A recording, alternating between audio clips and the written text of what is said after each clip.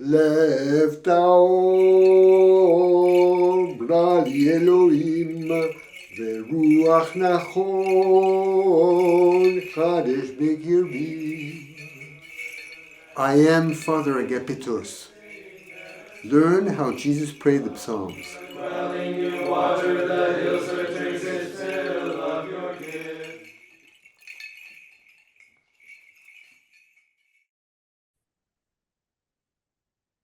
Good evening. We're together again for Monday evening. Well, last week we started with the first psalm of the second book of the Psalter, and we did a premise. And today I would like us to go through this whole first psalm of the second book of the Psalter, which is in fact two psalms together, Psalm 42 and 43 in our Bibles. And as you will see, 43 is a sequel which is totally inside the framework of the first part in Psalm 42. So let me remind you first of the title, which I've simplified for this week, right? And say, 3 parts: a deer that thirsts to meet God on top and at the foot of the mountain, right? It's a deer that thirsts to meet God in a paradoxical situation of on top of the mountain in the light, and the foot of the mountain in the darkness. And basically, that's a good introduction about we are all called to be deer and thirsting for God. And we're all called to this paradox. But let us go now directly into the psalm, and we're going to go progressively verse by verse. And I have more substantial notes than what I put on your right column. But I tried to put on the right column notes that for each verse that stimulate your understanding of each verse. And I think that's already, I want you to become familiar with these psalms. And this can really help instead of just gliding through a verse with not catching a meaning. These little quotes or comments that are on the right side is so that you revisit the verse you just read with a deeper understanding. So let's start now with our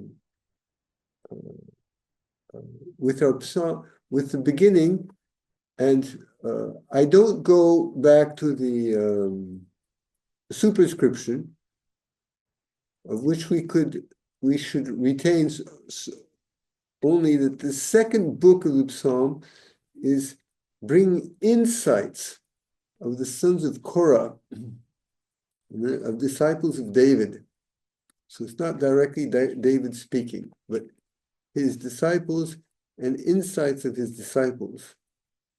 And here it's disciples who are in exile that are speaking. So let's listen to the first words. כאייל תערוג על אפיקי מים. Okay. Ke'ayal, as a deer, right?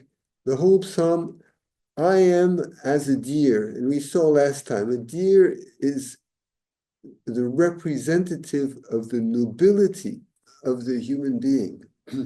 And so as a deer, and he cries out. So tarog, if you've heard deer, in this word in Hebrew, I hear a little bit the voice of the deer in the pronunciation of tarog. I can't imitate you how deers cry out, but it's a word in Hebrew which is specifically for the sound that deers make when they cry out. And Tarog alafike ma'im, for channels of running water, right? They're seeking, right, running water where they can get fresh drink for to quench their thirst. And so that's the very first line of the psalm. And then we get to the second line of the psalm. Let's listen to it. כן נפשי תערוג אליך אלוהים. So you heard Tarog. I equally have the same cry of the deer, right? With my soul. My soul is giving that cry of the deer, but for you, O Elohim. And we have these 7 times and 7 and 8 times the mention of God in this double psalm, and it's all about this, our relationship with God, which is like we are deers in the presence of God, the animal deer, and deer as beloved ones. So we continue to the next verse.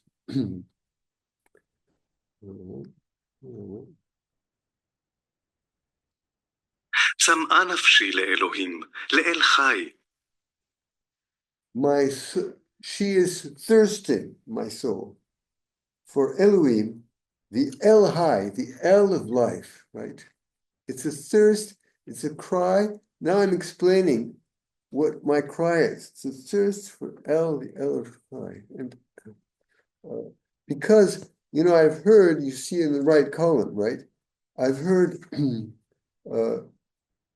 the prophet Isaiah say, "Oh, come to the water, all you who are thirsty, and your souls will live."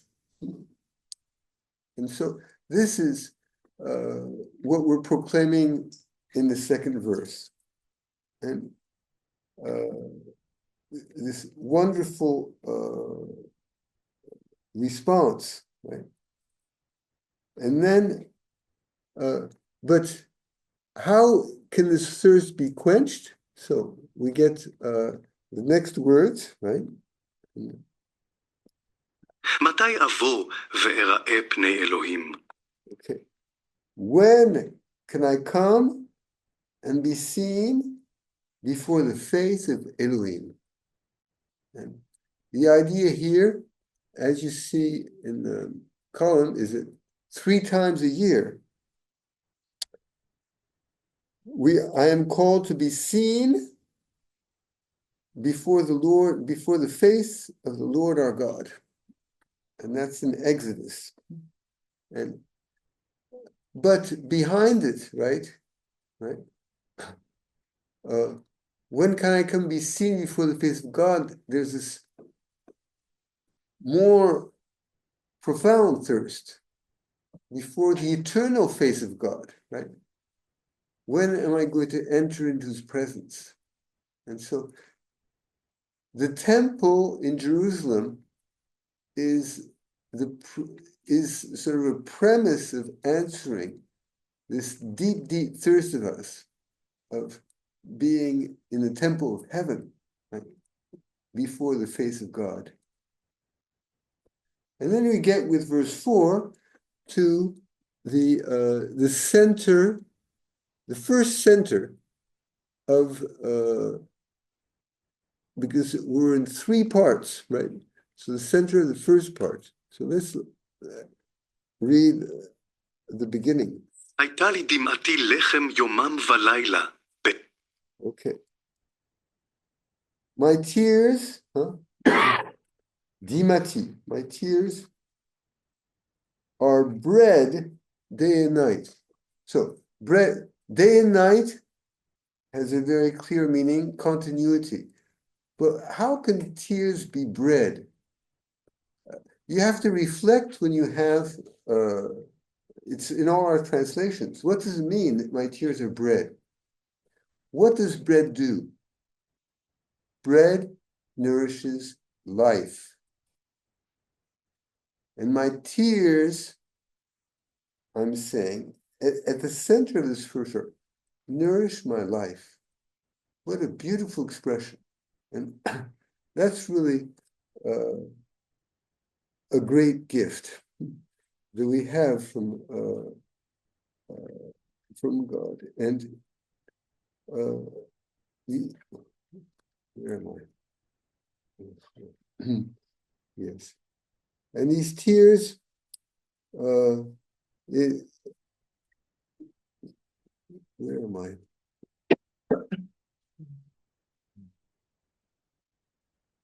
Yes. So, Psalm 80, verse 5. You have fed them with the bread of tears and given them tears to drink in full measure, right? So this is the way that God is nourishing us in this thirst we have for Him, which is repeated also in other Psalms. And so then we continue with the second part of this central phrase, and listen to it.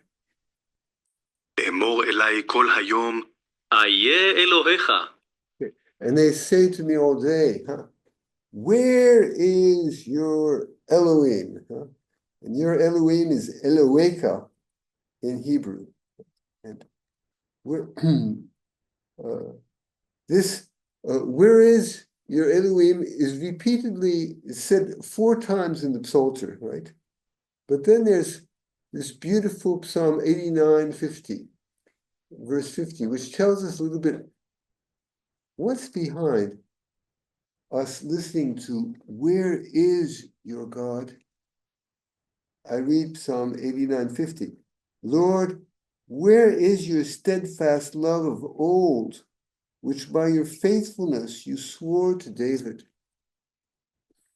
And so, where is all these beautiful promises of revelation from the first page of the Bible to today, right? And we ourselves also at times, we lose it. Where are they? And where are you, God? That's also behind the where are you, God?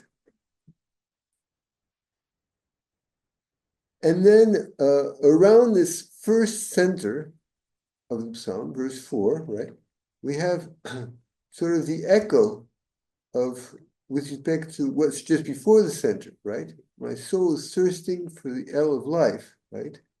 And how does this work? In verse 5, let's listen. אלה אזכרה ואשפכה עלי נפשי. Okay. These things I remember, and I pour out my soul within me. And this remembrance is the main theme of the Old Testament. And precisely remembering those wonders of God. And I pour out my soul within me. It's inside me. I live this thirst, right? And this and presenting to God, right? So let me just read to you. In Psalm 69, trust in Him at all times, O people. Pour out your heart before Him. And I pour out my soul. I really live to the dregs of this thirst. And what is the content of this thirst? So let's listen to the next part. אעבור בסך, אדדם עד בית אלוהים. Okay. Truly, I passed with the throng, walking up with them to the house of Elohim. And here, this remembrance of these wonderful moments of pilgrimage to the temple of Jerusalem. But in the Hebrew, we have a very difficult vocabulary. And so I put you this expression in Hebrew,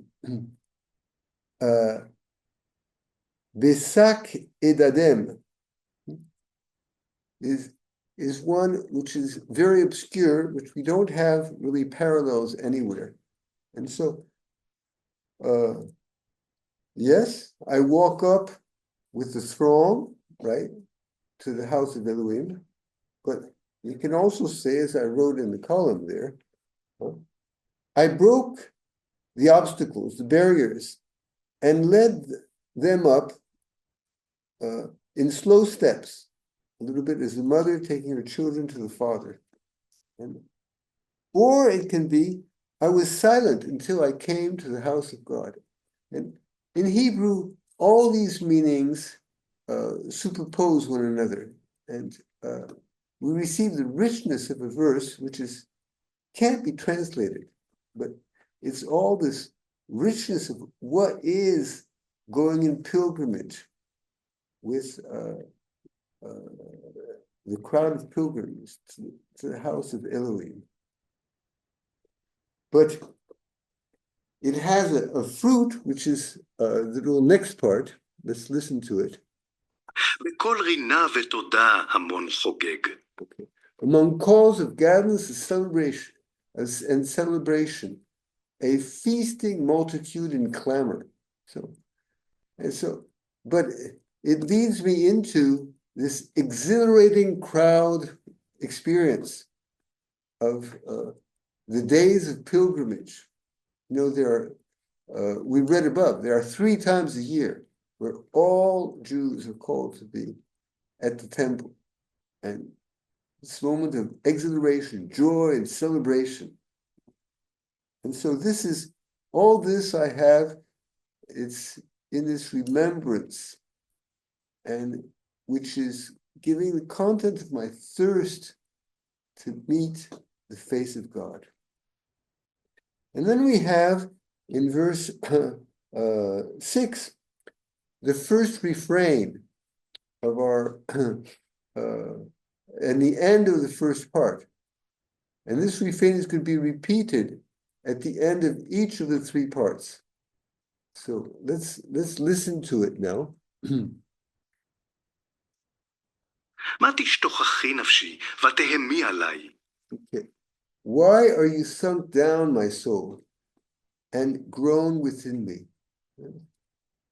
What is the meaning of this sadness, this nostalgia I have, right? Of wanting like a deer the channels of running water, right? And so, and then what do we have? We have 3, after this one question, we have 3 exclamations.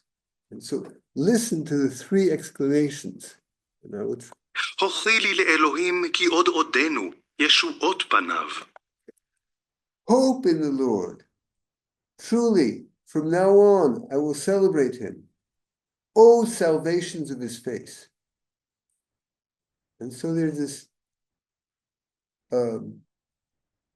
this refrain at the end gathers together the paradox that we're living in this psalm.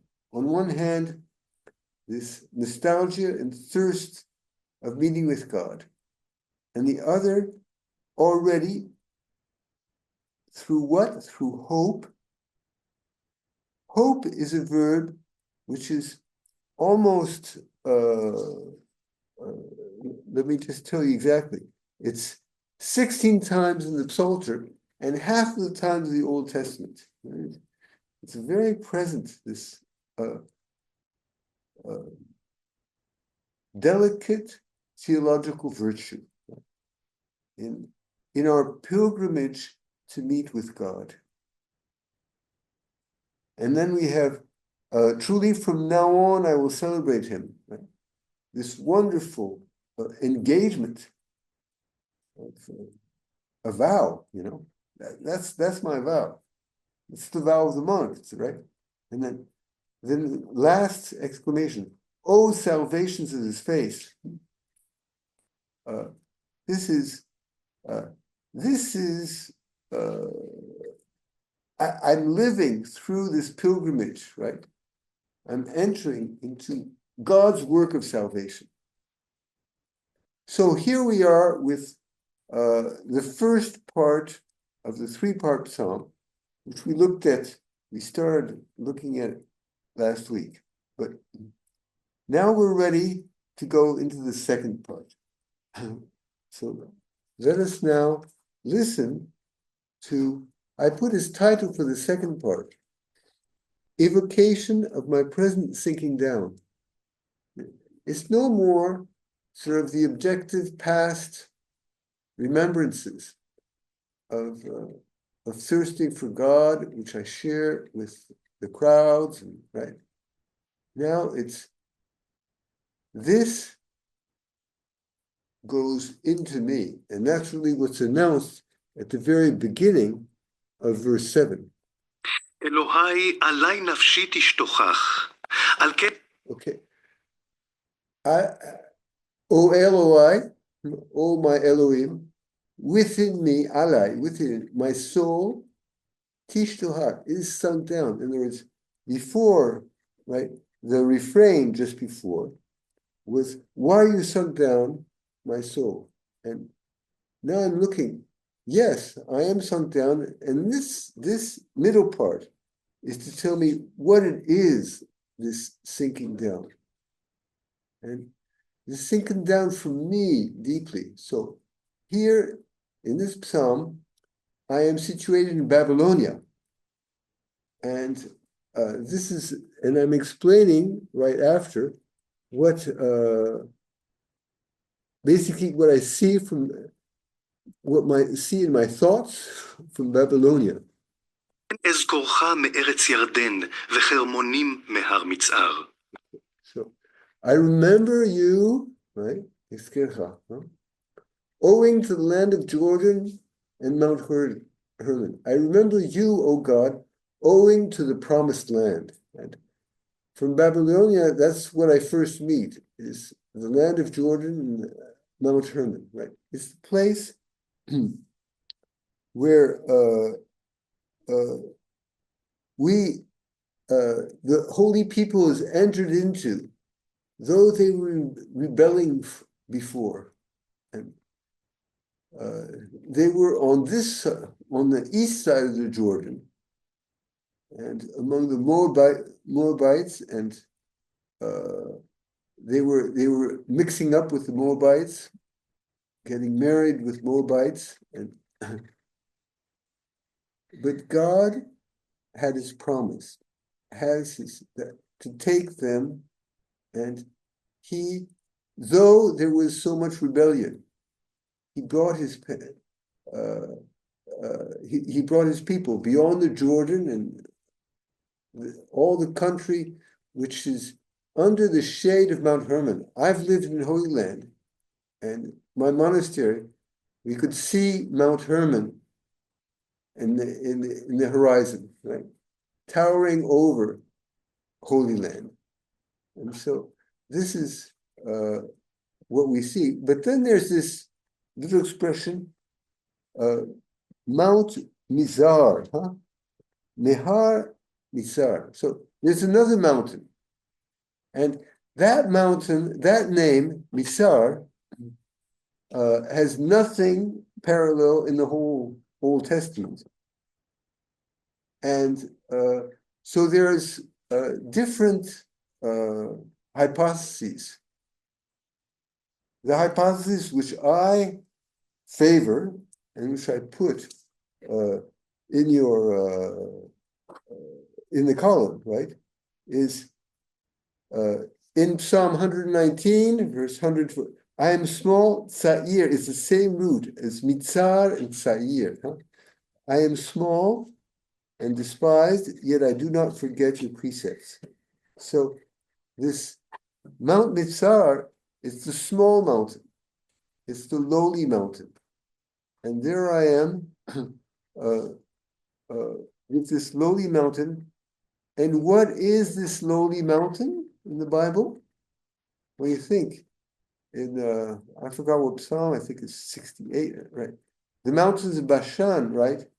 Don't be jealous of the low mountain of Zion, right? So Zion is the low mountain, which is behind the Jordan and behind Mount Hermon when you look from Babylonia. And that's where is the center and the heart of my remembrance, the Mount of Jerusalem. And so this is this beautiful entrance verse which said what deeply this thirst for the promised land, which I have in my soul, which makes my soul pouring out its thirst before God. And then, but I explicitate what happens, right, in me with this thirst. And here we have a very interesting verse. תהום אל תהום קורא לכל צינוריך. Okay. Deep to deep calls for the voice of your running waterways. So, what does it mean? It's so I go from deep to deep, right? But from deep to deep, it's not a deep to deep of losing hope, of losing, right?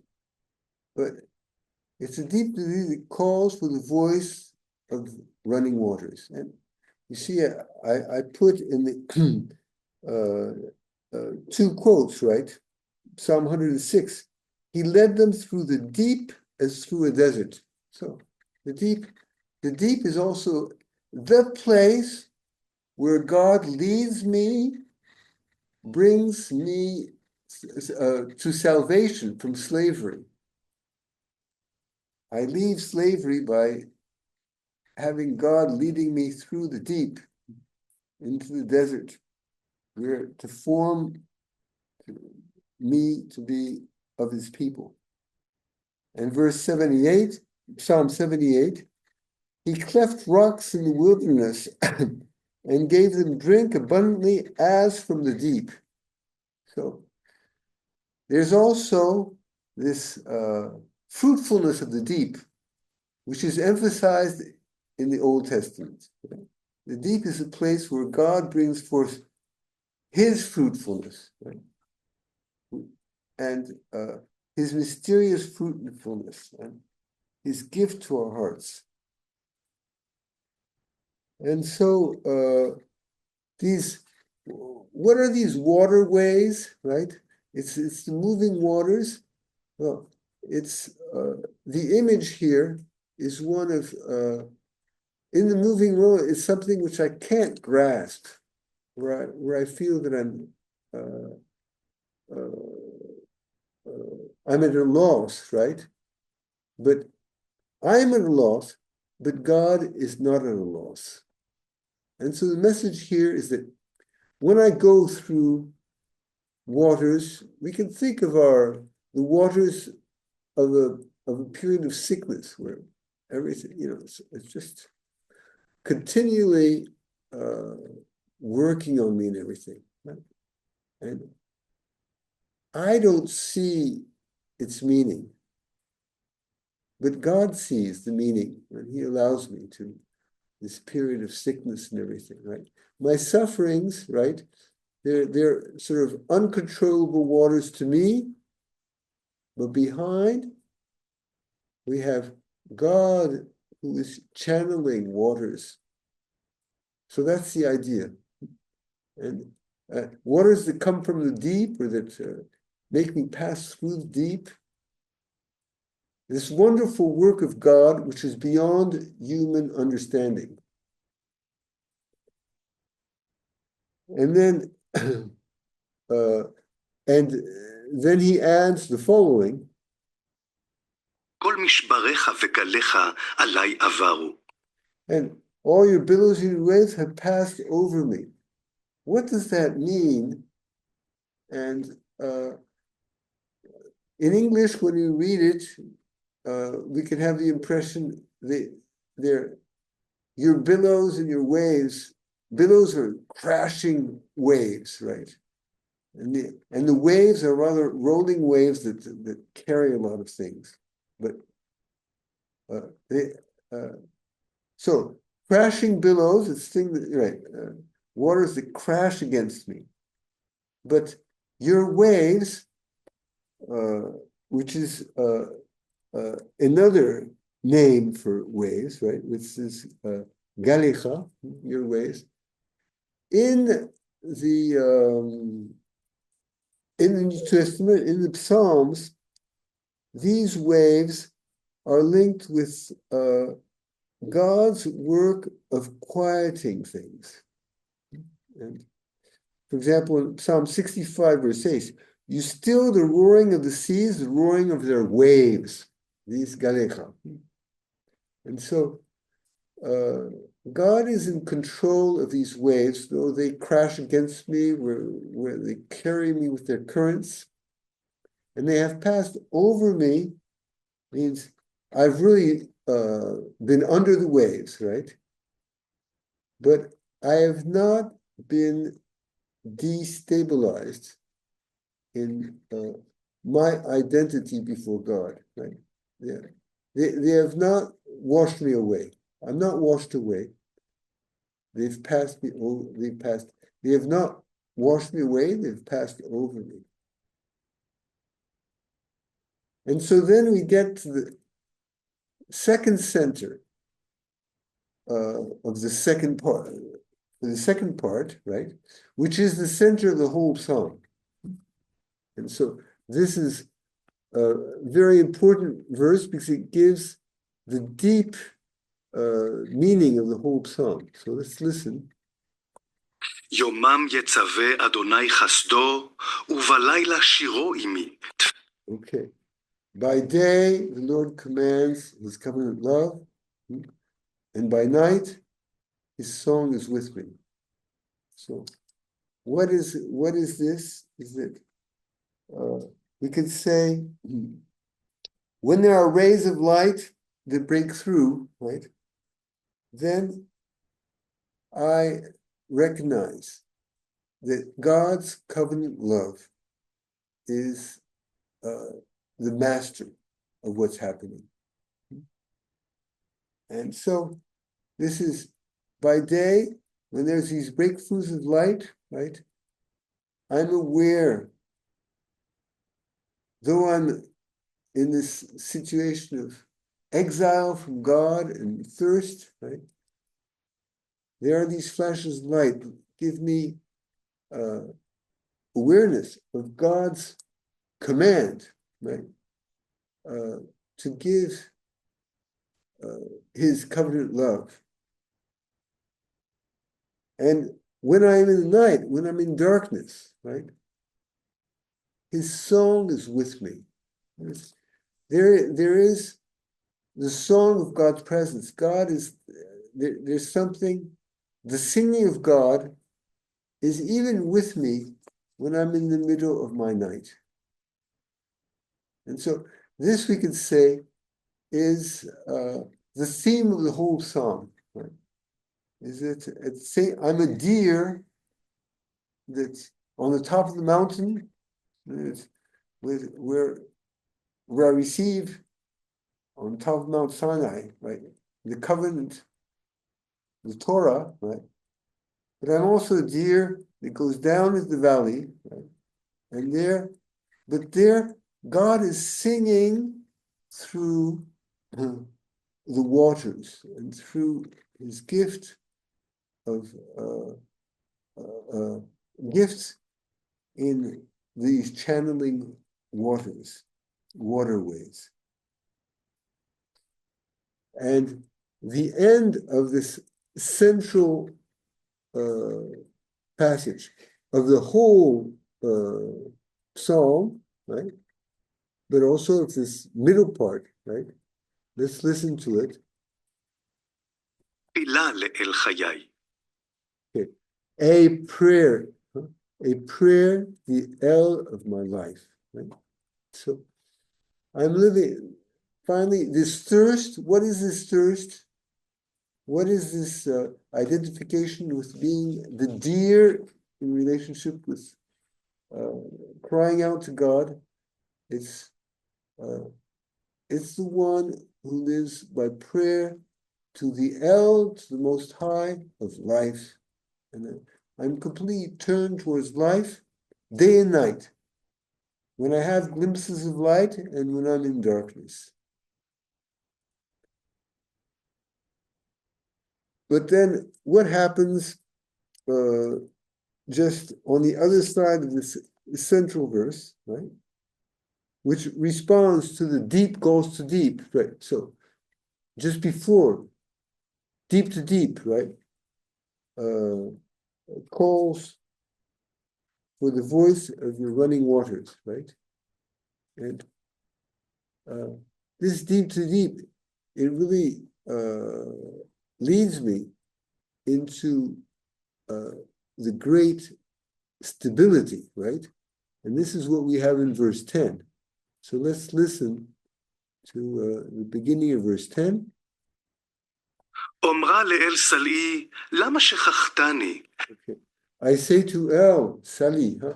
I say to El, Sali, oh my rock, why do you forget me? And so I'm, oh my rock, what is the rock? Right? So we have a number of psalms saying, the Lord is my rock and my fortress. 3 psalms say that. Psalm 18, 31, 71. And, but if we, Psalm 78, 16, we have it here. He made streams come out of the rock and caused waters to flow down like rivers. And so you are my rock, which gives precisely this fruitfulness of the waters, and which is the source from which I am quenched, receiving these moving waters. Okay, and then we get the next moment, right, of our verse 10. למה קודר אלך בלחץ אויב? Okay. So, why in mourning do I go, oppressed by the foe? We're going to, this verse is going to be repeated in the third part. So it's an important verse that why? Because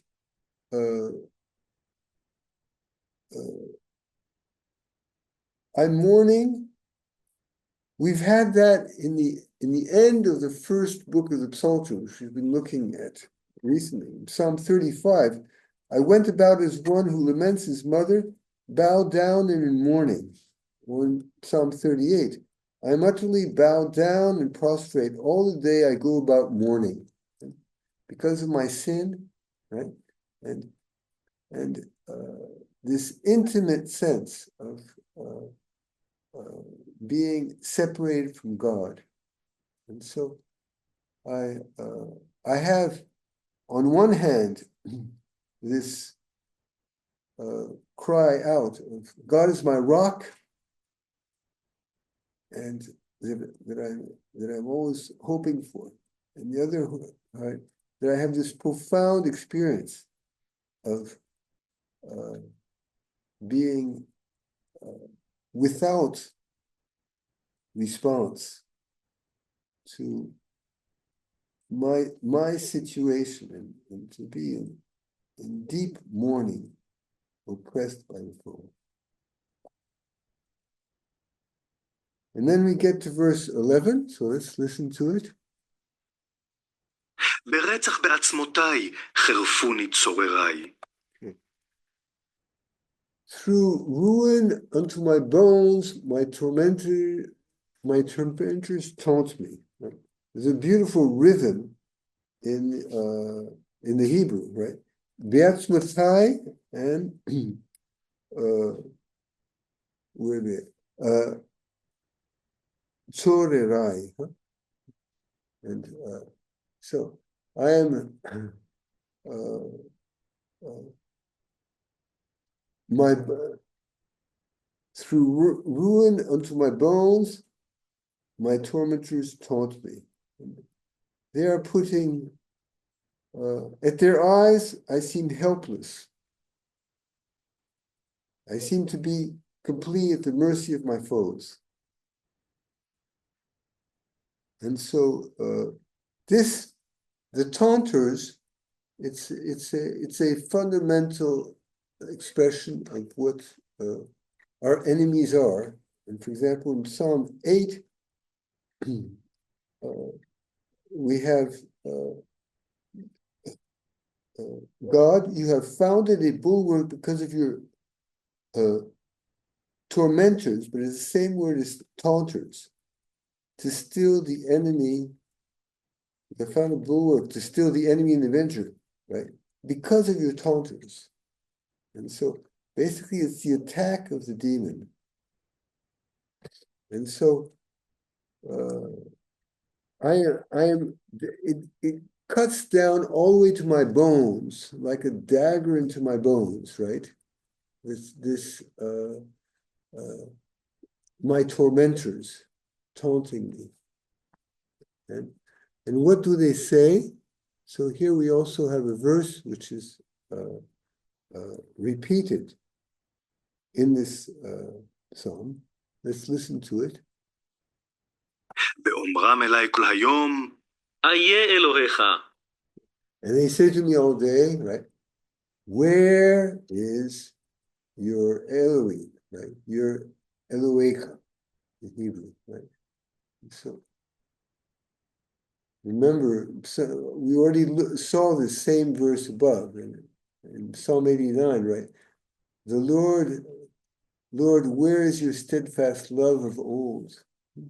And so here, this is the torment and the taunting under which I am. And then we get the second refrain, verse 12, which is almost exactly the same thing as verse 6, but there's two variants. So let's listen to them. מה תשתוכחי נפשי, ומה תהמי עלי? Okay. So we have two times ma tishtachahi nafshi, uma temi alai. In verse 6, we had ma tishtachahi nafshi, va temi alai. So we said it was one single question. Here it's divided into two questions, right? Why are you sunk down my soul? Why groan within me? And it means I'm deepening my relationship of trying to understand that God is using the fact that we're challenged and tried in this life. And I'm trying to understand it more deeply. And then what do we have? We have 4 exclamations this time. So let's listen to them. הוכי לי לאלוהים, כי עוד עודנו, ישועות פניי ואלוהי. Hope in Elohim, 1, 2. Truly from now on I will celebrate him. 3. O salvations of my face. And the 4th edition, and my Eloi. If you remember what it was in verse 6, it was, O salvations of your face.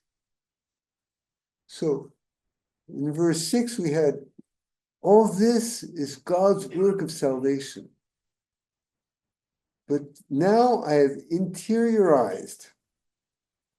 I'm entering in this middle part, I've entered into complete cooperation with God's work of salvation. So I can, salvations of my face. My face is now completely refracting your face. And so I can add this sort of very personal, God has become much more personal with me. So I call him, oh, my Eloi, my Eloi. Here we are with the end of the second part of the psalm, right? So now we get to the last part of the psalm. So here it's a new psalm. So מזמור מ"ג. Mizmor is the Psalm 43. And so how does the Psalm 43 start? Let's listen to it.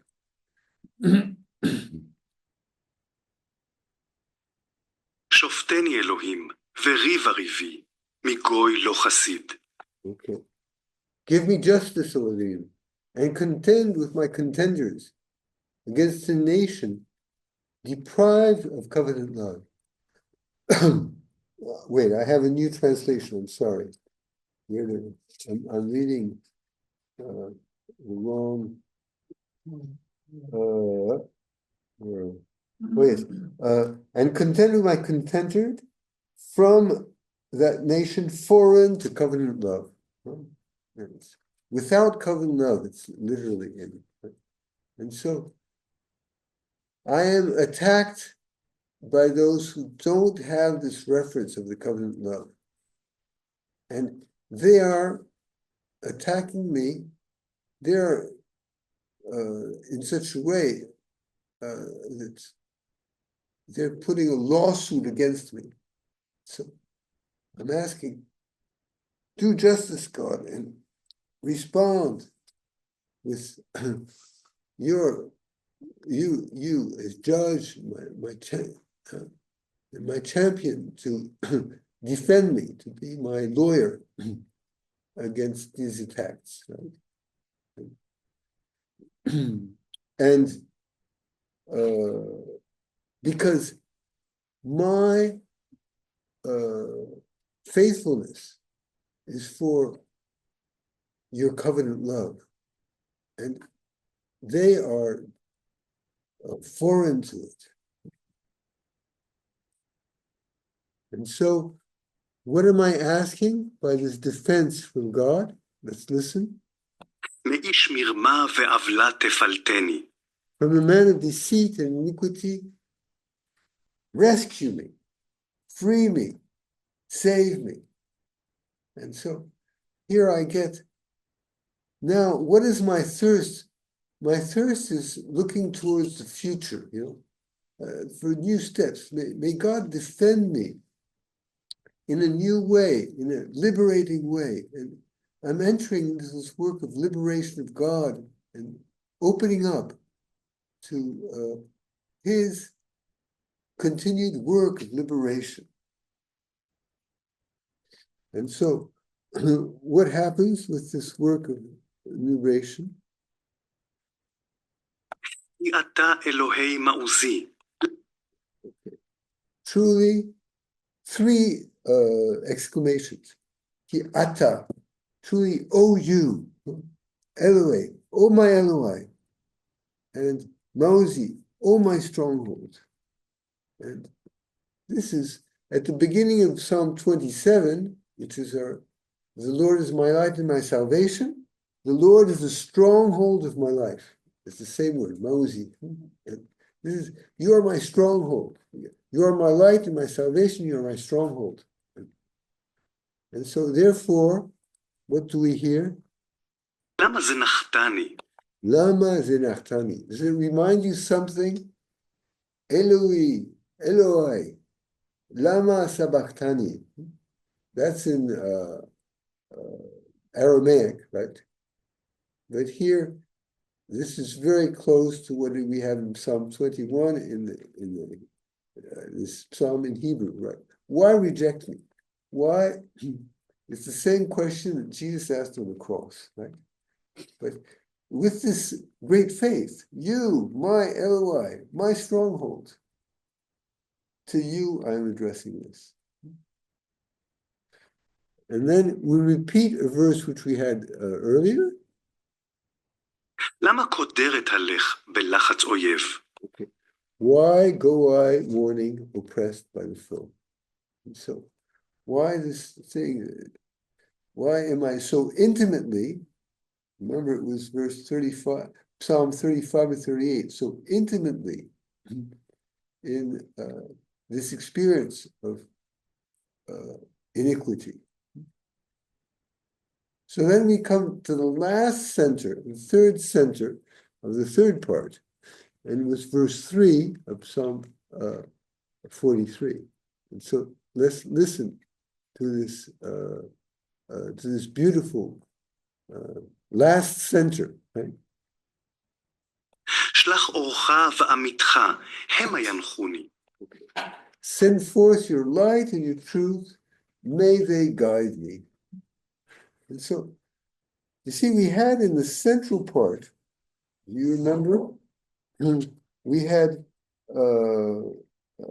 by day, God gives his covenant love, right? By night, his song. There was the love and the song, right? And here, send forth. First of all, send forth. That's a great expression of the Bible. I'm thinking, for example, in Psalm 104, which you have, when you send forth your spirit, they are created, and you renew the face of the earth. Or Psalm 147, he sends forth his command to the earth, his word runs swiftly. And so we have this sending forth, and your light and your truth. One interesting comment on what is send forth your light and truth. What are you sending forth? One Jewish interpretation, right, is send forth your light, your Messiah, and your truth, your Elijah, your prophet. We would say Jesus and John the Baptist, right? Send them forth, right? I need Jesus and John the Baptist. That's what this psalm is saying. It's a wonderful interpretation, right? Send forth your light, but they guide me. I'm no more simply singing and just living in his love, but I'm trying to go forward into God's designs. And it's the way I implement love, right? By being led by Jesus and John the Baptist into the fullness of God's designs. That's what we have here, right? And so what happens? Let's listen. יביאוני אל הר קודשך ואל משכנותיך. Bring me to your holy mountain, to your dwelling. So we can think that same word, mishkonetecha, huh? We have in Psalm 132. Let us go to his dwelling place. Let us worship at his footstool. It's David saying, right? So let us go. It's the temple, right? So bring me to your temple. And in Psalm 26, we have, "O Lord, I love the habitation of your house and the place where your glory dwells." So the dwelling is the dwelling of your glory, right? So bring me to the dwelling of your glory. Bring me to the holy mountain. And here we are. And what's going to happen, right? That's the center, right? Send forth your light and your truth so that I may go, follow them, right? And then and that they bring me to the dwelling place of your glory. Where there's again this, it's echoing the very beginning, right? Of Mount Mitzar, of this place that I'm longing for. And then we get verse 4 of Psalm 43. ואבוא אל מזבח אלוהים. Okay, and I will come to the altar of Elohim. And so the altar is the place, we know it in our churches, right? It's the heart of where the mystery is celebrated. And I will come to this heart of where God's mystery is celebrated. We have in Psalm 118, right, which is the big psalm of resurrection, which we have. The Lord is God, he has given us light. And what is right after that? The Lord is God, he's given us light, right? Bind the festal procession with branches up to the horns of the altar. God is light, he has given us light, right? May he bring us to the altar. That's what we sing every morning. It's the first thing of our morning prayer of the monks, every day of the year. Right? We cry out, the Lord is God, he is light. Let him bring us to the altar. That's the meaning, which we have in this psalm, right? I will come to the altar, and I will come to the altar, O Elohim. And then what's added here, let's listen. אל שמחת גילי. Okay. To El, who is the joy, who is the joy of my joy. So we have exclamations again. So, O Elohim, to El, who is the joy of my joy. And so here it's Samachti Gili is two synonyms in Hebrew. Right?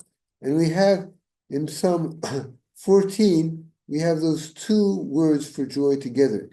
When the Lord restores the fortunes of his people, Jacob shall rejoice and Israel shall be glad. And so we have Simha and Gili. So when the Lord restores the fortunes of his people, we'll have this double joy of joy. And it's a joy which, joy of my joy is the joy that can only be granted to me by God. And therefore, what will I do with that? Well, let's listen. ועודך וכינור אלוהים אלוהי. And I will celebrate you on the harp. This is, there are many psalms which just develop this, right? We're celebrating our harp. It's the picture of David with his harp. It's the icon of the Psalms, right? O Elohim, O my Eloi. And then we have finally the third repetition of our refrain, which is exactly as the second one, with the two questions. Let's listen to them. מה ישתוכחי נפשי, ומה תהמי עליי? Right? Why are you sank down, my soul? And why groan over me? And then we have the final exclamations, which are repeated like in the second refrain. אוכי לי לאלוהים, כי עוד עודנו ישועות פניי ואלוהי. Okay. Hope in Elohim. Truly, from now on, I will celebrate him. O salvation of my face and Eloi.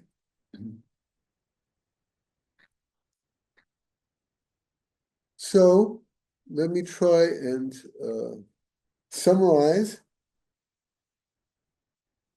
First part of this psalm exposes the painful opposition of living at the same time exile and thirst to be in the temple, to meet with God in the temple. The second and third parts, exile and meeting with God, start blending together. And especially in the second part, it's in me, right? Prayer of distress joins with welcoming divine love. And is that not what our Christian experience is to be, right? Is one which presents to God this deep prayer of distress, but also one which is welcoming with thanksgiving, God's covenant love. And the two are blending together in my soul. And that's where I become the true deer of God. And then the third part, where there's still this taste of exile, but it's all focused towards steps forward to God, to the promised land, to the definitive face-to-face with God. And so this is the deep experience of the human being, son of Adam. Because of the fall, right? I am in exile. There's this aspect of being separated from God. But while being separated, I have a burning cry of a deer for divine presence, to return to the lost grace, right? And to set myself on the path of God. Okay, it's 8:00 has passed by. We've gone through one of I always say, almost each psalm is the most beautiful psalm in the Psalter. So I hope this has really stimulated you and loved you, so brought you to great love. So let me, are there any comments or questions which you'd like to, and so that I really I'm proud of my translation, and also with the explanations I give next to it, to help you become familiar with this psalm. And familiarity is the same thing as saying repeating and repeating and repeating this psalm till it just enters into your heart, into your prayer, into your life. Father, my thought was about Jesus on the cross when you were talking about the experience of the human being. Yes. When he was talking about, he's in the garden at Gethsemane, and he was bleeding in the stress and praying to God about taking this cup away from me. Then he went back into let your will be done. It's like Jesus went through this whole psalm himself and on the cross. So it's kind of like you say, why have you abandoned? I wrote down too when you were speaking about why that interplay of struggle and with he and God the Father. Why have you abandoned me? That kind of emotional experience. So thank you for that. Thank you. What is the purpose of my psalm instructions, right? Is that you meet Jesus through the Psalms. Amen. It's really, the Psalms are a great entry into the intimacy of Jesus. And this one is one of the beauties of that entry into the intimacy of Jesus. So, hope in Elohim. Truly, from now on, I will celebrate him. Salvations of my face, O my Eloi, in the name of the Father, and the Son, and the Holy Spirit. Amen. Amen. Amen.